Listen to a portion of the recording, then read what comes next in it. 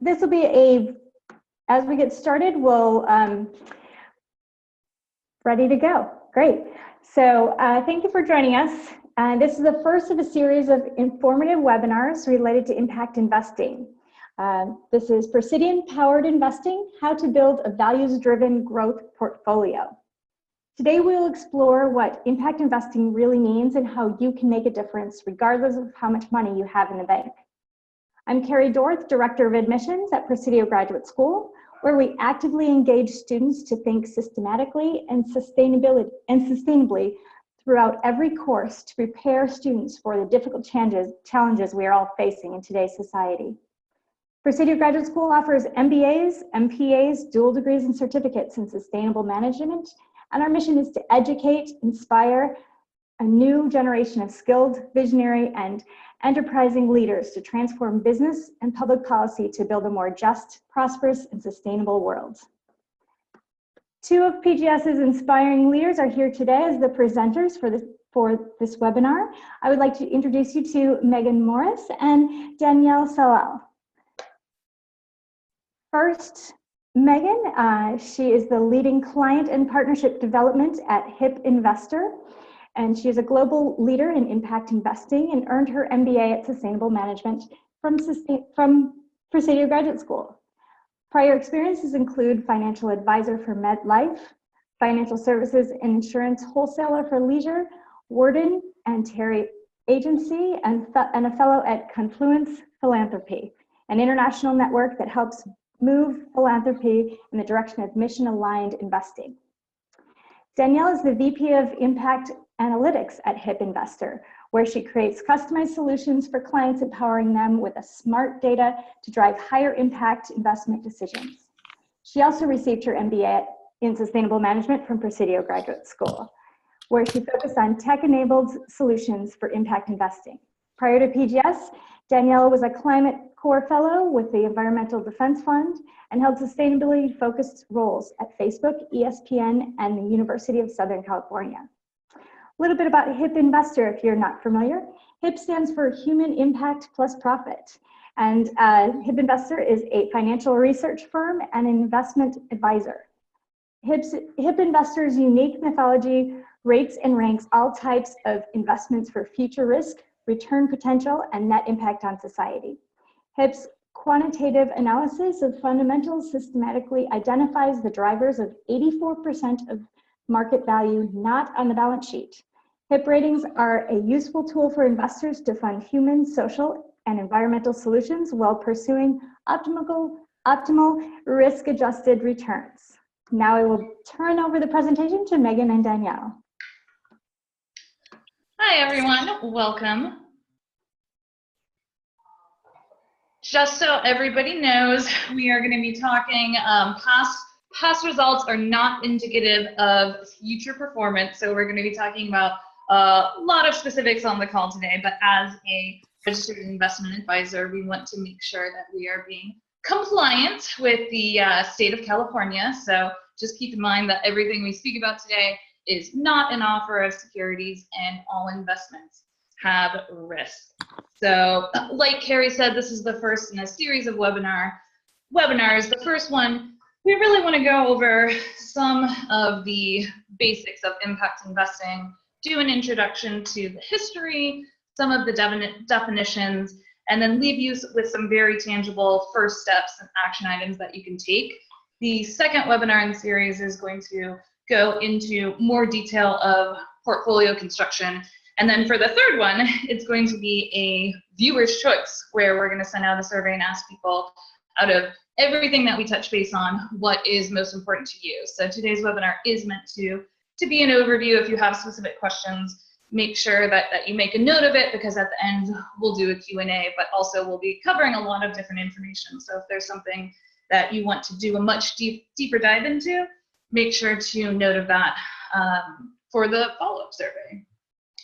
So let's say that you read that there are more CEOs named John or David in the S&P 1500. Keep in mind that's not John combined with David, but more CEOs named John and more CEOs named David than female CEOs. And you want to do something about that. Or perhaps that you read There are 51,000 people that have pledged to divest over $5 trillion from fossil fuels, and that sounds like a pledge that you would like to take. Maybe you have gone on to WeFunder to see that there are some on-the-ground investment opportunities to support companies that are doing things you really care about, or you do some research on a solar company in an impact emerging market. You know, are these things impact investing? What are we talking about today? The short answer is yes. The field of impact investing has quite the history, from Quaker prohibitions from against profiting slavery, to Sharia compliant investing that is based on the Quran and the religious teachings of Islam, to the anti-apartheid boycotts, to modern microfinance and social enterprise movements. Modern sustainable investing is often traced back to the political climate of the 1960s, when there was a focus on issues of social responsibility and accountability. These issues continued into the 1970s with the Vietnam War, civil rights, and more of a focus on equality for women. And the ranks of responsible investors grew dramatically in the 1980s as millions of people, churches, and universities, cities and states focused on investment strategies specific to pressuring the white minority government of South Africa to dismantle apartheid. And then with Chernobyl and Exxon Valdez incidents, the environment became a top focus of many socially conscious investors. In recent years, we've seen school shootings, human rights, respect for indigenous peoples around the world, as well as just having a safe and healthy working conditions in factories that produce goods for US consumption have become major issue points for investors that have dual objectives for their money. And of course, most recently, the climate crisis has awakened investors to opportunities to direct capital to making a truly sustainable future. So lots of different terminology. The term impact investor was actually just coined a decade ago to unify these sometimes seemingly disparate approaches to investing. Impact investing refers to investments that are made into companies, organizations, and funds with the intention to generate a measurable, beneficial social or environmental impact alongside with a financial return. I tend to think of socially responsible investing as the first generation of impact investing, where you aren't investing in the bad actors, such as I just mentioned, bad actors identified with a particular cause, like apartheid. And initially, this investing carried the premise that responsible investors should be willing to forego some returns for their impacts. More recently, impact investing has broadened out, where mainstream practices now, are trying to find the good actors. And so that is focusing on environmental, social, and governance, ESG policies. At TIF Investor, we actually look at different metrics relating to health, wealth, earth, equality, and all of these different terms. People tend to use impact investing as an umbrella term to refer to everything. And there's even been some evolving with the etymology of some of these acronyms. One of the largest conferences that happens every single year, the SRI conference, started 28 years ago, and 28 years ago, SRI stood for socially responsible investing. But today, they kept the same acronym and then changed what it stood for.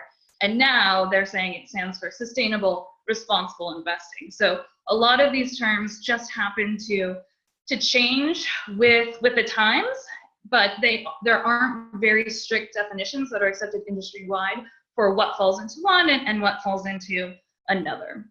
One common approach that people use is the impact spectrum. So not all impact investors believe that impact investments can or should be as profitable as other investment opportunities. There is a debate in the community whether a greater social return can be achieved by accepting a lower rate of return. If I were to make a revised version of this spectrum, it would really just highlight that all investments have an impact and all investments have a financial return. Either of those can be positive or negative. It definitely is not true that in order to have an impact with your dollars, you need to give up return. But again, it just really depends on what your focus is. If you have a focus on looking at some of the UN SDGs, and if you're looking at trying to free people from modern slavery or try to free people from sex trafficking, most people aren't looking at achieving those goals and also achieving a market rate of return. So you do need to be careful, and when you think about these concepts, think of what is extractive and what makes most sense. But there is a lot of amazing technology out there that is changing, changing business models. And of course, as past Presidians or future Presidians, that's something that I'm sure people know a lot about. So there has been a myth that you do have to, that sustainable investing forces you to give up financial return. And luckily now we do have many, many decades of evidence that prove this is not correct. There was actually a meta study of 2,000 other studies that found that roughly 90% of studies found a non-negative ESG relation. And more importantly, the large majority of studies reports positive findings. And they reported that positive ESG impact on financial performance does appear stable over time. There also was a Harvard Business School study that looked at an 18-year period where they compared high sustainability firms with low sustainability firms, and the high sustainability firms really outperformed the low sustainability ones in terms of both stock market and accounting measures. So Megan shared with us a little bit earlier about the history of impact investing, and while it has been around for quite a while, the sustainable investing market has seen significant growth in the last decade or so. Today, about 21% of institutional assets are being invested for impact, and the overall market grew about 33% since 2014. We also know that there are specific demographics who seem to have more of an interest in the space, and there's a huge opportunity to create products to cater specifically to those demographics.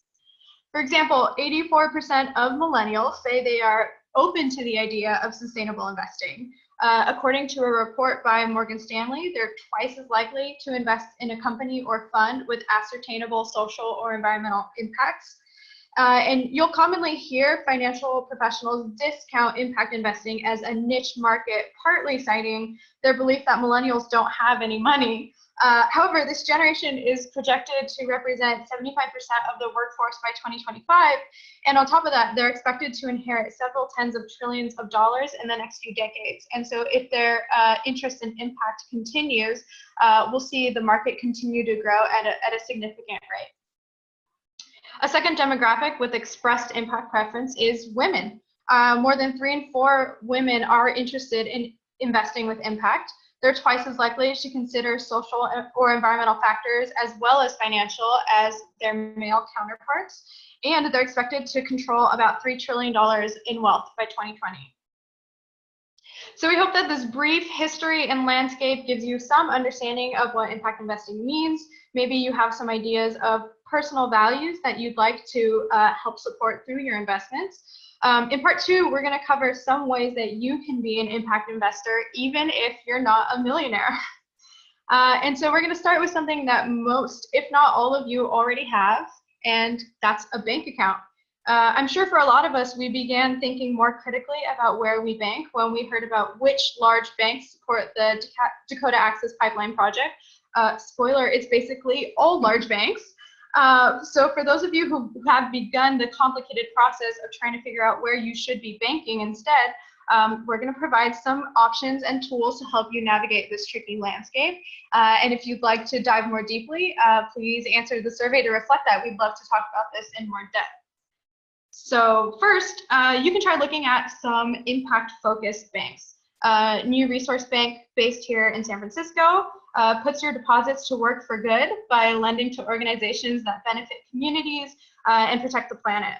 The projects they finance help fight climate change, support more sustainable food systems and better health, sustain nonprofit work, and grow responsible small businesses with fair wages. Another option is Beneficial State Bank, based out in Oakland. They focus on the traditionally underserved communities. This includes low-income communities, sustainable businesses, and general job creation. They target businesses and nonprofits that are delivering meaningful social justice and environmental outcomes. So both of these banks really putting your deposits to good work in communities and for the planet in general. A third option is Aspiration. Their Summit account is a online checking account.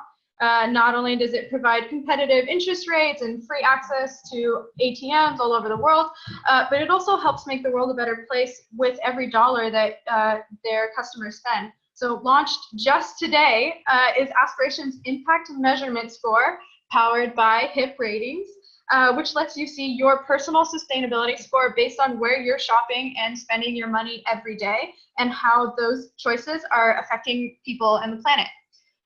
And then another great option that people don't always think about is to bank at a credit union.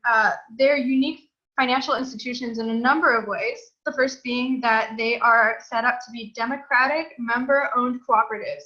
That means when you're a member at a credit union, you're also an owner, and you can have a say in how the credit union is run. They're structured as non-for-profit institutions, which means they exist to serve people, not to make a profit. And what this means is that all earnings are returned to their members in the form of higher than average interest rates and lower rates on loans. And because they're community-based institutions, they have missions to offer financial services to underserved populations, to engage young community members in financial education, and to strengthen the connection with the community. So all some really great options that are good alternatives to larger, more traditional banks. And we want to provide you with some great tools to help you discover high impact banking opportunities in your area. The first is called Bank Local, which shows you banks in your community that meet some specific impact criteria. So I live in the Nob Hill area of San Francisco, and just half a mile from me is the Northeast Community Credit Union. It receives 3 stars for impact based on its support for small business lending in the area, and because it doesn't engage in speculative trading with members' deposits. However, it has no small farm lending, so that's not an impact area that I'm particularly interested in. But if you are, this could be a tool to help you find banks that support that cause. Next is a product called Bank Impact, which is produced by the National Community Investment Fund. This allows you to compare banks based on the % of total assets that are lent in low and moderate income neighborhoods, as well as the % of branches located in those neighborhoods, and some other impact metrics you can search by and filter on. So feel free to explore. And the third is the Global Alliance for Banking on Values. It's a network of independent banks around the world that are committed to advancing positive change in the banking sector in really transformative ways. The mission of this group is to make banking more transparent, more supportive of economic, social, and environmental sustainability, and more diverse in the range of banking institutions that serve the real economy. As you can see on the map, there's only about 40 financial institutions globally that are members of the Alliance, and that's because of the holistic triple bottom line requirements for all levels of bank operations, and that sets a pretty high standard for operation. Thanks, Danielle. So besides a bank account, many of the people on this webinar also have retirement plans at work. You know, for most Americans, besides your home, it tends to be your largest assets. And in fact, Americans have over $4.4 trillion invested in, specifically in 401ks. If you look at the different types of retirement savings, you can have an IRA, you can have other retirement savings, but 401ks or 403bs, if you work for a nonprofit or a school, these defined contribution plans tend to be the most popular. And, you know, Paul, the CEO of HIP Investor, as well as myself and Danielle have all given presentations where we've asked if there have been any investors in the room, and we'll only get a splattering of hands raised. But then when we ask, oh, does anyone in the room have a 401k at work, then we'll see 70% of the room raise their hands. And it's really because people don't necessarily think of themselves as an investor with a 401k at work. And we know that people want these investment options, and we really believe that they should be available to everyone. But unfortunately, the largest 401k plans offer few to no options for employees that are desiring a sustainable portfolio. As of 2011, there was a Mercer report that found that only 14% of defined contribution plans had an SRI fund as an option.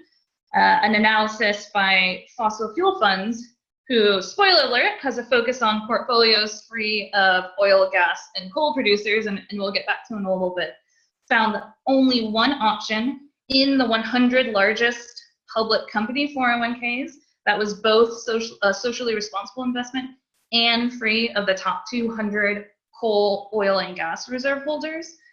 And of course, thinking of the financial risks that are associated with fossil fuel that continues to increase. There's, Peabody Coal filed for bankruptcy.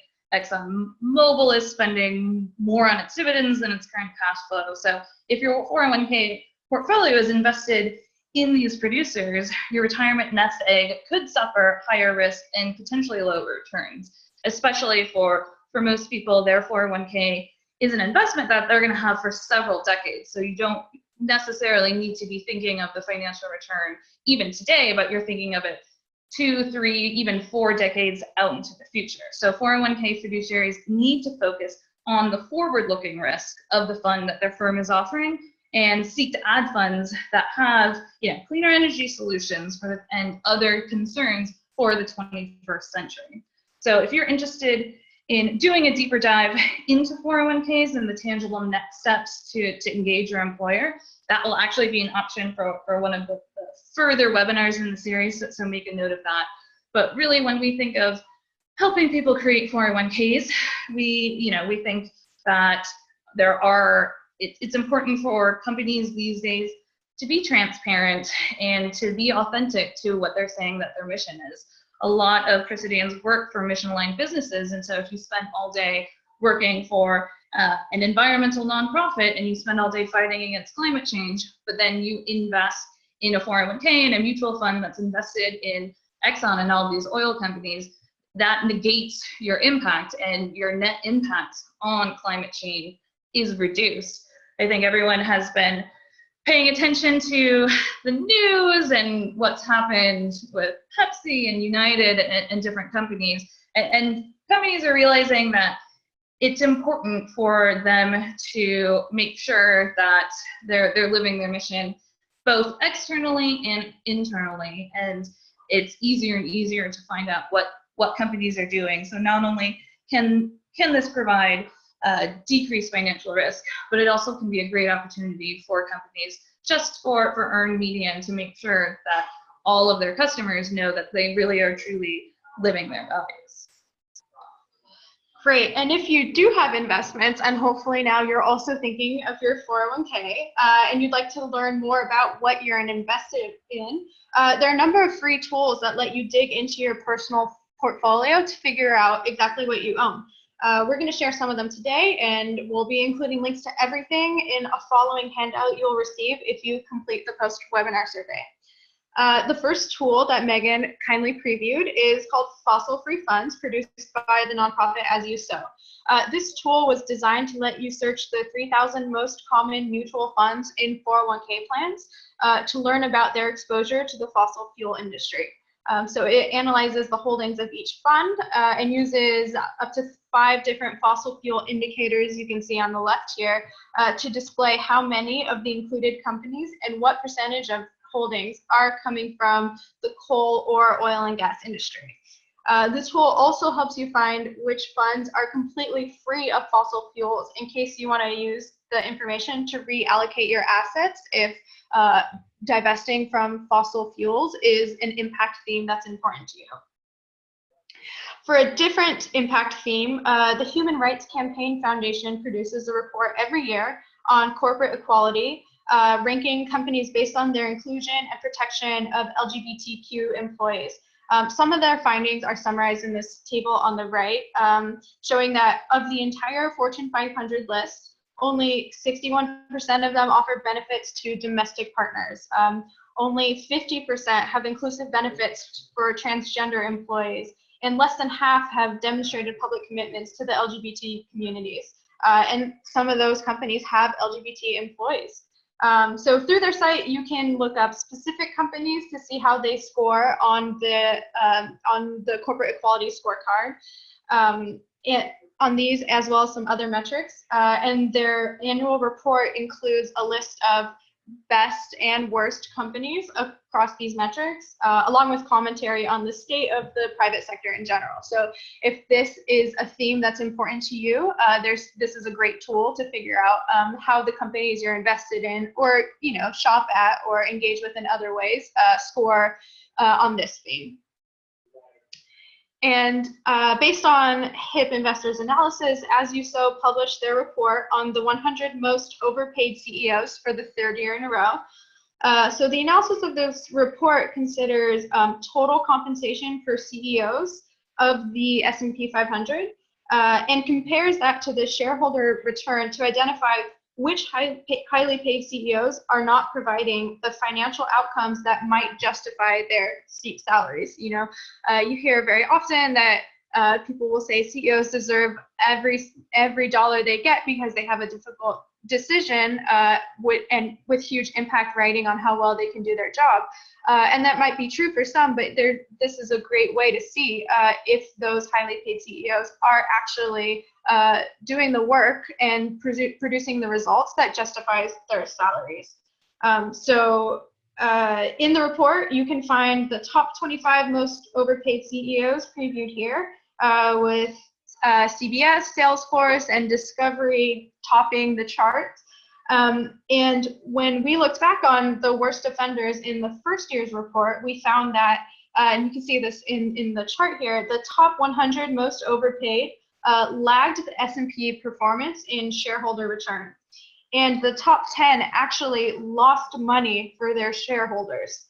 So if you had used this data to inform your investment decisions because of your interest in employee welfare and fair pay models, and if you'd incorporated it into investment strategies that you and your financial advisor were comfortable with, you could have seen positive results based on this. And the final Know What You Own tool we're going to be sharing with you today is a low-tech tool built by a woman named Shannon Coulter. She's a digital marketer who just started a spreadsheet of companies that were affiliated with the Trump family or had made significant contributions to his campaign. She was inspired to take action after hearing some of our president's more inflammatory remarks. And her Grab Your Wallet hashtag has received attention from consumers everywhere who want to vote with their dollar. Since its conception, 23 companies have already been dropped from this list. And perhaps the most notable example is Nordstrom's, who I'm sure many of you know, stopped selling Ivanka Trump's brand at the beginning of this year. They cited poor sales as their reason for pulling the line, and we can't know with certainty that the Grab Your Wallet boycott was a primary driver of poor sales, but we know this tool is a great place to start to get information if this is a cause that's important to you. Not only can you use it to decide where to shop, but also to inform your investment decisions to ensure that all your finances are working towards the causes that you care about. Yeah, I actually got to see Shannon last week at the Commonwealth Club. She was in conversation with Annie Leonard, who developed the Story of Stuff and is now the executive director of Greenpeace. So that was a great conversation, and Megan's a huge fan. Yeah, I'm a big fan, is what I'm saying. The next thing that we're going to talk about today is filing a shareholder resolution. So shareholders in publicly traded companies are entitled to introduce shareholder resolutions or proposals to the company management to be voted on in the next annual meeting. These resolutions may pertain to company policies and procedures, corporate governance, or issues of social and environmental concern. shareholder resolutions are a very meaningful way for shareholders to encourage corporate responsibility and to discourage company practices that are unsustainable or unethical. Often a shareholder resolution will fail to win a majority of the shares voted, but it still succeeds in persuading management to adopt some or all of the requested changes, because they get to see that the resolution was favored by a significant amount of shareholders, or they actually want to resolve the issue without it going to a vote. So it's just a great tool for engagement with these large companies. You only are required to hold $2,000 of stock in order to have, your voice as a shareholder heard. There are currently some proposals out there to increase this limit, so this option would not be available to individuals and even to most institutional investors. So I think it's a really important tool that people are aware of if they don't know about it already. And just to help clarify this with an example, unfortunately, federal law does not provide employment discrimination protection based on sexual orientation or gender identity, and nor do 32 states, including Arkansas, where J.B. Hunt is headquartered. In fact, 32 states introduced anti-LGBT legislation in 2006. So Trillium Asset Management they spent a year working with the transportation company J.B. Hunt, it is based out of Arkansas, to amend the company's equal employment opportunity policy to protect all of their LGBT employees. They presented a shareholder proposal asking the company to add sexual orientation and gender identity to the EEO policy.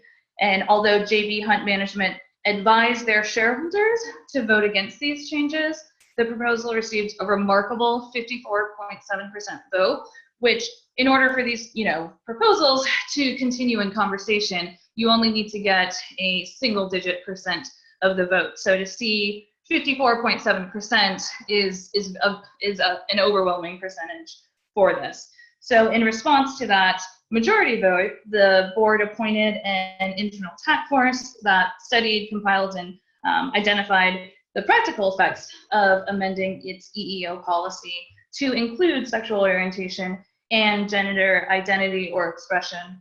And finally, the J.B. Hunt directors, after this year-long engagement, approved the policy amendment, ultimately providing that protection for their 19,000 employees across the country.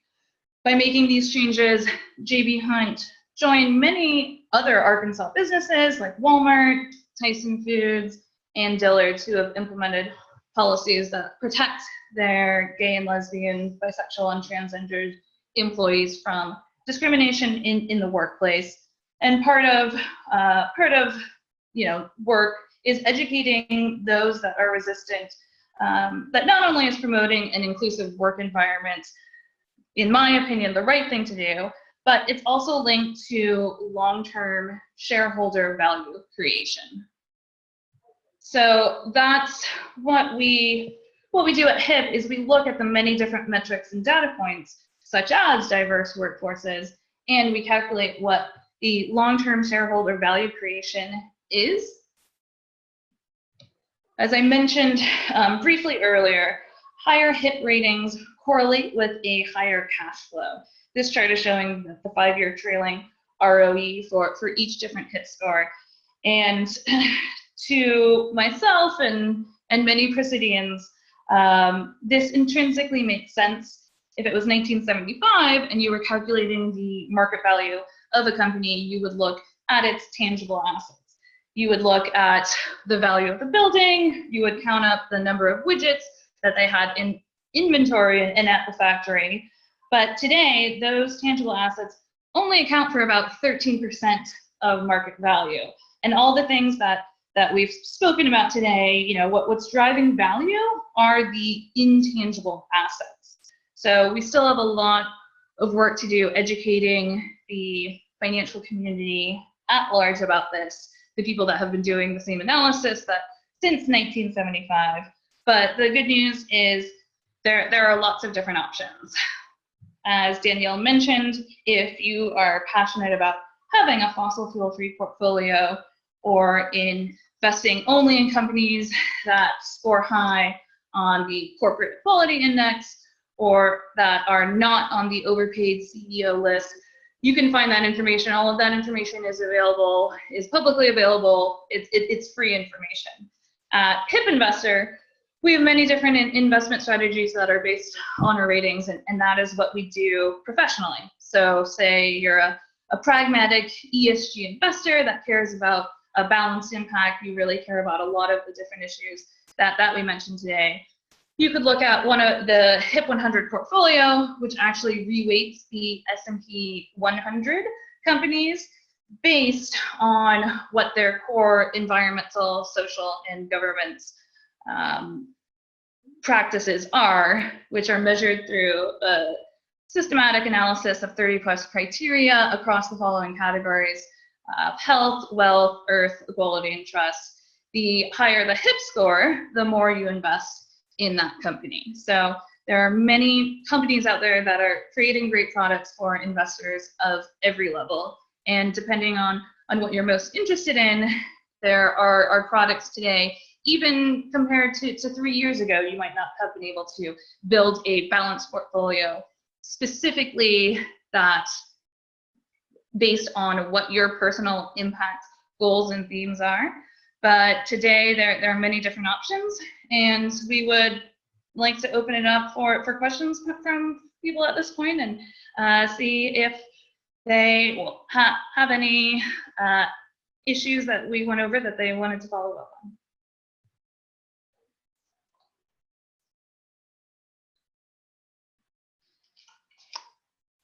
Feel free to type questions in the chat if you have any.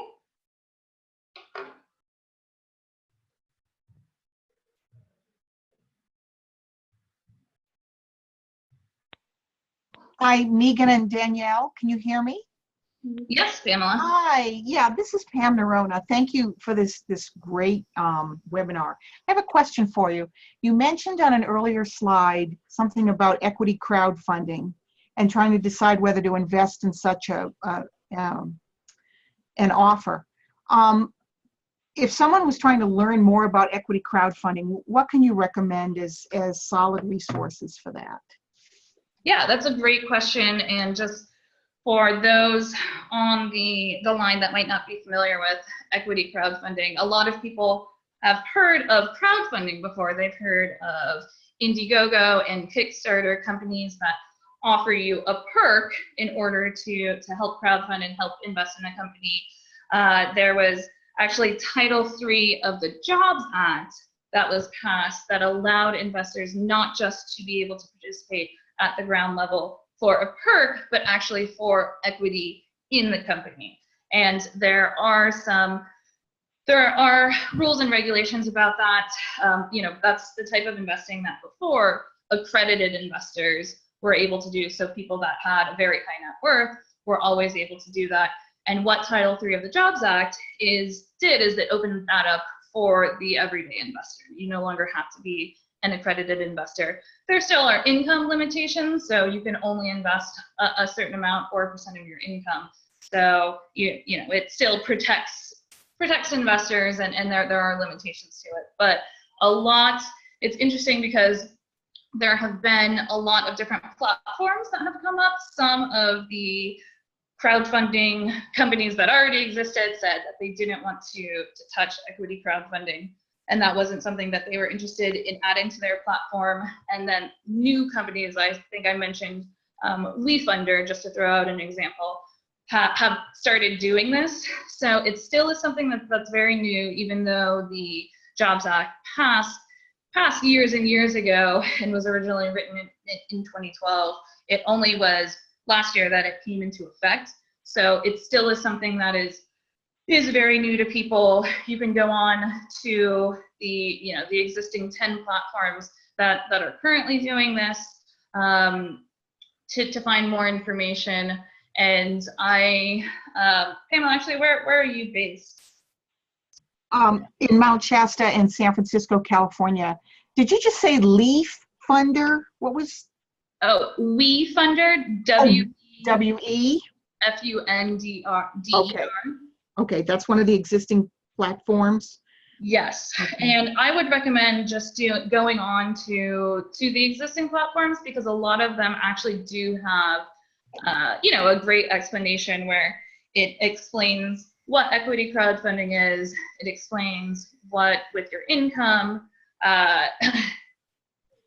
what your options are, and they actually have a really good, there are of course companies that want to make sure the people that go to their sites understand the different options. So a lot of them have pretty good descriptions of that. And then also, of course, they have the different investments. So if you're interested in just seeing the type of companies that are raising capital this way and that are available to you, that's a great place to start. Okay. Thanks very much. And we have a question. Thanks, Cindy. What are the leverage points for influencing institutional investment, school system? Yeah, that's a great question, Cindy. The focus of the webinar today, we really wanted it to be as what you as an individual can do, but obviously if we look at institutional dollars, they can have a much larger impact. And at TIF Investor, we work with all sorts of people. We work with small businesses, a small solar nonprofit that has 3 people, and we're just working to set up a 401k with them, to large university endowments and institutional dollars.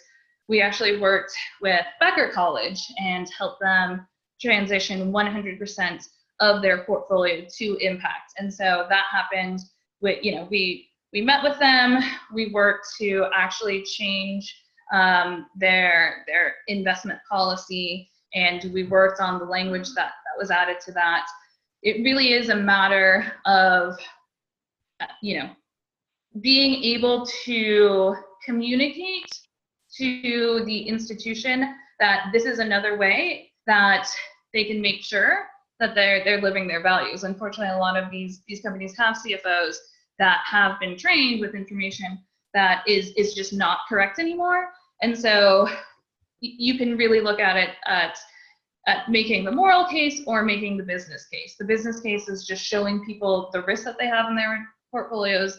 It's showing the fact that this is a great way that you can generate a higher return. And then, making the moral case, like you mentioned with the Texas school system, you can say, look, this is a very specific company that you have, a problem that you have a problem with childhood obesity, you're investing money in Hostess. So it really depends on the audience, where the best leverage point is. I mean, I wish I could tell you this is the way to do it, but we've seen varying, for different audiences and just different specific individuals in different roles, what resonates with them is different. And Cindy, if you are a stakeholder in the Texas school system and you want help with language on how to try to get them to think of their mission in relation to their investment policies, reach out. We'd love to see if we can provide you with any resources that can help with that. We have another question about a 401k. How can I get my employer to offer sustainable 401k options? I feel like my options are currently fairly limited. Megan? Yeah, thanks for the question, Nick. And that is what I spend a lot of time doing. So I think that the first thing is it's important for your HR person to know that this is not, a lot of people have limited bandwidth. And so even if somebody really wants to take that next step, it's important for them to find a partner that's going to be able to help them, because the last thing, just like all of us are working, even if you want something, you don't want to add something else to your plate that's going to take a lot of time. So if the first thing I would do is just instead of telling your employer, I don't like any of the investment options, I want you to switch them, is really just try to engage with your employer and the options that you have. When I was working at a company, I asked my employer to include, there weren't any small cap options that had low fees, and I asked specifically if we could look at the total investment universe that was available to, with our existing plan and our existing financial advisor, and if we could just swap one of the funds out for another. And most employers and HR individuals are fine with not having to do any major changes, but just making a couple swaps of the different options available. And then once they do that and the process is simple and it's successful, then we've had people come back to us and want to engage more and do a much deeper dive. But I think the first step is just to see if they're interested in doing a lunch and learn and seeing what other employees are interested in this, and then also seeing if they're interested in looking at the current options and just doing a rating of what of the current options are available, what is most highly and lowly rated. And if you can find other employees who are also interested in this and build sort of a mini internal coalition of employees who want more sustainable or more impactful 401k options, and that helps build your case and makes HR and other departments look at you with a little more seriousness and want to prioritize this, as they recognize that this is a real benefit to their employees. And as Megan mentioned a little bit earlier, they can really not only make their current employees less unhappy, but actually become leaders in their space. Exactly. And sometimes it does help to appeal to a company's bottom line, especially if you are working at a mission aligned company. Let's say you are working for a solar company. If you can get some earned media and different magazines to write articles about you, that's a great way to attract attention to your business. And it is still something that is new and people are really interested in learning more about. So that can be another way to engage multiple departments in the effort.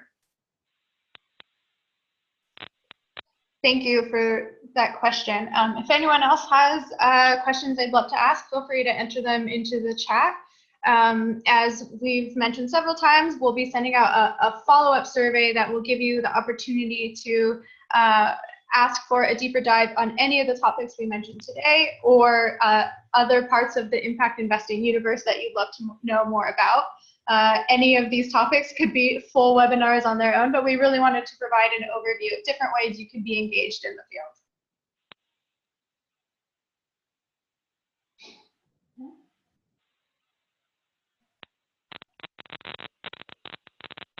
Great. Well, if we have no more questions for today, you can always reach out to Megan or me if you have questions you want to discuss offline. And with that, I'll give it back to Carrie. Great. Thank you so much, Megan and Danielle. This was just very informative. I really appreciate the time that you've taken to really dig deeper into what impact investing really means, and get a better understanding of how we can really make a difference here. So I really appreciate that.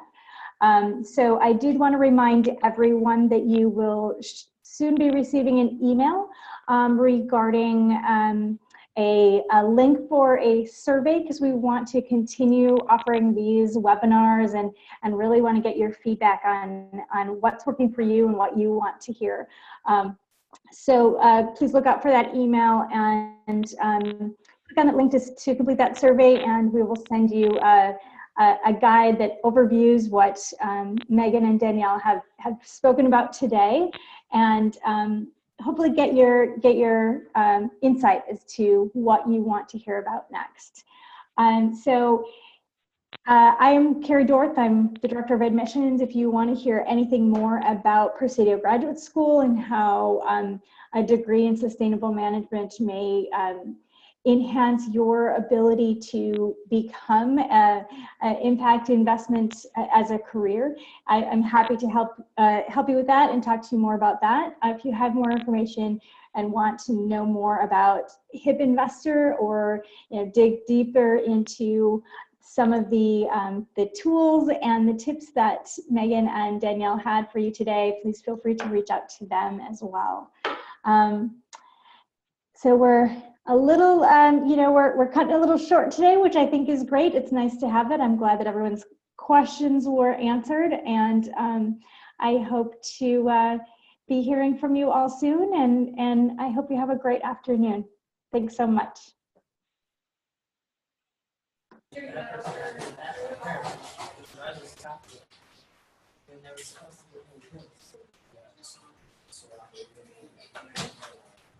So not only do we owe them, you know, it's like